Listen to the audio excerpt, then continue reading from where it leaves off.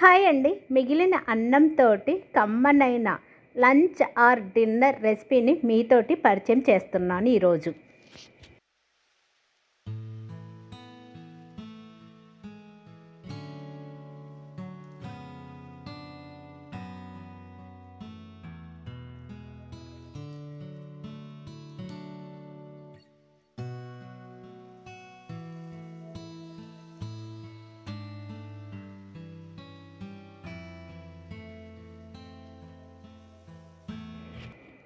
చాలామంది మిగిలిన అన్నంను పడేయటమో లేకపోతే పని వాళ్ళకి ఇవ్వటమో చేస్తుంటారు. ఒక్కొక్కసారి మార్నింగ్ మనము లేటుగా లేచినప్పుడు ఏం చెయ్యాలో తెలియదు. మన దగ్గర అన్నం మిగిలినది ఉంటుంది, కూరగాయలు కూడా చాలా తక్కువగా ఉంటాయి.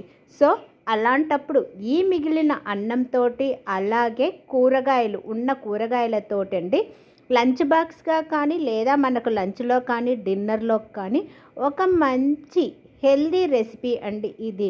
దీనివల్ల మనకు కావాల్సిన క్యాలరీస్ ప్రోటీన్స్ కూడా అందుతాయి. ఈజీగా క్షణాలలో అంటే ఒక 10 నిమిషాల్లో టకటక లంచ్ బాక్స్ రెడీ చేసి ఇవ్వచ్చు.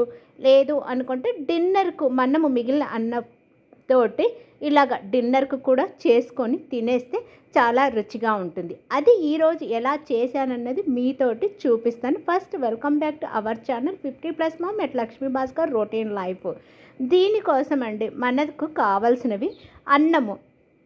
మన దగ్గర అన్నము రాత్రి మిగిలినైనా పర్లేదు, లేదు అనుకుంటే మార్నింగ్ చేసిన అన్నము లంచ్లో అన్నము మిగిలి ఉంటుంది. సో ఇది నైట్ డిన్నర్గా కూడా యూజ్ చేసుకోవచ్చు. దీనికోసం మిగిలిన అన్నము అలాగే ప్రెషర్ కుక్కర్ తీసుకొని ఒక హాఫ్ గ్లాసు కందిపప్పు వేసుకోవాలి. అలాగే ఒక పావు వంతు ఎర్ర కందిపప్పు మీ దగ్గర ఉంటే వేసుకోండి, లేదు అంటే కానీ ప్రాబ్లం ఏమీ లేదు. ఉన్నవాళ్ళు ఎర్ర కందిపప్పు వేసుకోవటం వల్ల ప్రోటీన్ అధికంగా ఉంటుంది కాబట్టి మనకు ఈ ఎర్ర కందిపప్పులో చాలా హెల్త్ బెనిఫిట్స్ అన్నీ ఉన్నాయి. సో ఎర్ర కందిపప్పు ఉంటే వేసుకుంటే, లేకుంటే లేదు. అలాగే ఒక్క పావు వంతు అంటే మనం అరకప్పు కందిపప్పు తీసుకున్నాం కాబట్టి పావు వంతులాగా ఇది పెసరపప్పు కూడా వేసుకొని ఒకసారి వాటర్ వేసేసి కడిగేసుకోవాలి.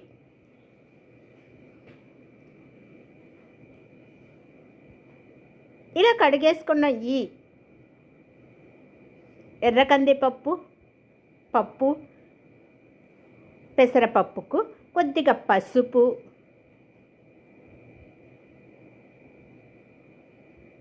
కొద్దిగా ఒక హాఫ్ టేబుల్ స్పూను ధనియాల పొడి, ఒక హాఫ్ టేబుల్ స్పూన్ అంటే రుచికి తగ్గట్లు, లేదో అనుకుంటే కారం ఎక్కువ తినేవాళ్ళు కారం ఎక్కువ, తక్కువ తినేవాళ్ళు తక్కువ కారం వేసేసుకొని ఒక పావు టేబుల్ స్పూను మెంతి పొడి, ఒక పావు టేబుల్ స్పూను జీలకర్ర పొడి,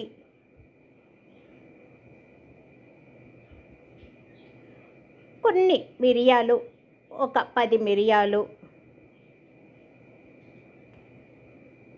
ఒక చిన్న గోలి అంత సైజు చింతపండు. ఆ తర్వాత నా దగ్గరనండి ఈరోజు ఒక వంకాయ ఒక పొటాటో ఉంది. సో అలాగే వంకాయ పొటాటోను ఒక చిన్న క్యారెట్ని తీసుకొని ఇలాగా ఒక అంగుళం సైజు ముక్కలుగా కట్ చేసుకొని నేనైతే వేస్తున్నాను. సో మీ దగ్గర ఏ కూరగాయలు ఉంటే మనము ఈ రైస్లోకి ఏమి కూరగాయలు వేయగలమో ఆ కూరగాయలను వేసేసుకుంటే సరిపోతుంది. అలాగే ఫ్రోజన్ బఠానీ, స్వీట్ కార్న్ కూడా నా దగ్గర ఎప్పుడు ఫ్రిడ్జ్లో రెడీగా ఉంటుంది. సో అవి కూడా కొద్దిగా తీసుకొని అవి కూడా వాటర్లో, ఇవన్నీ నండి సాల్ట్ వాటర్లో కడిగేసుకోవాలి. మనం ఫ్రిడ్జ్లో నుంచి తీసినా సరేనండి, సాల్ట్ వాటర్లో కడిగేసుకోవటం వలన దానిలో ఉన్న అన్నీ పోతాయి. ఆ తర్వాత ఒక 2 స్పూన్లు గ్రౌండ్ నట్స్, అవన్నీ వేసి మన దగ్గర మిగిలిన అన్నము ఆల్రెడీ నేను చెప్పాను, నైట్ డిన్నర్కి అయితే మధ్యాహ్నం అన్నము, లేదు లంచ్ బాక్స్ కంటే రాత్రి మిగిలిన అన్నము వేసేసుకొని ఒక చిన్న ఉల్లిపాయను ముక్కలు ముక్కలుగా కట్ చేసుకుని ఆ ఉల్లిపాయను కూడా వేసేసుకోవాలి. ప్రజెంట్ ఒక్కొక్కసారి మనకు టమోటాలు దొరకవు. సో టమోటా దొరకని టైంలో కూడా మనం ఈ రైస్ను ఇలాగా చేసేసుకోవచ్చు. నేనైతే ఈరోజు నా దగ్గర టమోటాలు కూడా లేకపోవటం వల్ల టమోటాలు కూడా వెయ్యలేదు. సో ఇప్పుడు దీనికి అంతానండి 4 గ్లాసులు వాటర్ వేస్తున్నాను. ఎందుకంటే దగ్గర 1 గ్లాస్ అన్నము ఉంది. సో ఇది 1 గ్లాసు మనం కందిపప్పు వేసి కూరగాయలు వేయటం వలన 4 గ్లాసులు వాటర్ అనేది యాడ్ చేసి ఆ తర్వాత తగినంత సాల్ట్ వేసేసుకొని ఒకసారి మొత్తం కలిపేసుకొని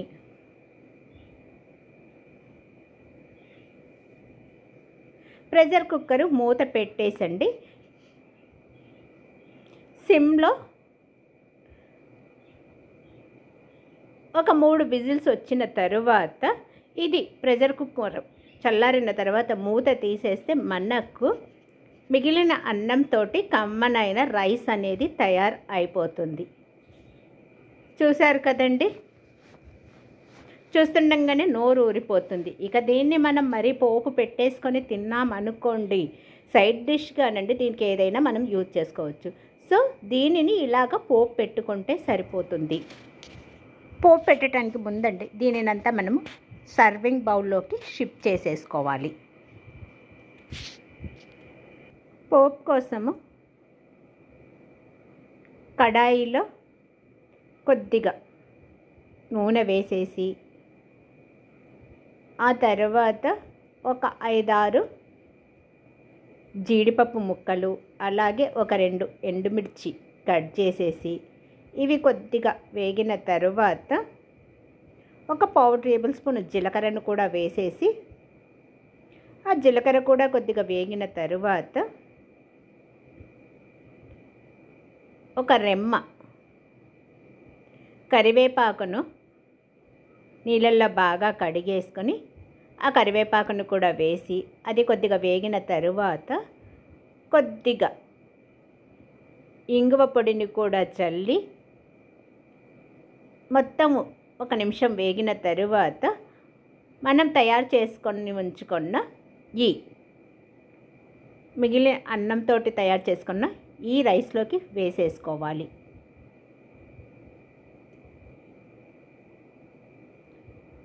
ఇలా తయారు చేసుకున్న ఈ రైస్ను మీరు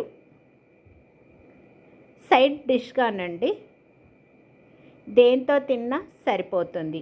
ఈరోజైతే నేను ఈ రైస్లోకి కొబ్బరి చట్నీ చేశాను.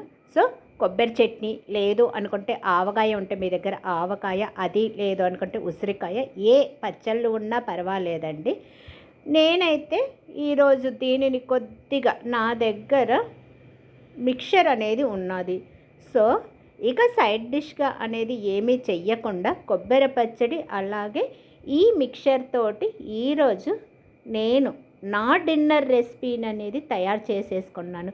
ఓకే ఫ్రెండ్స్, చూశారు కదా మిగిలిన అన్నంతో కమ్మనైన రైస్. ఇది నచ్చితే లైక్ చేయండి, షేర్ చేయండి, సబ్స్క్రైబ్ చేసుకోవటం మాత్రం మర్చిపోకండి. నెక్స్ట్ వీడియోలో కలుస్తాను. బాయ్.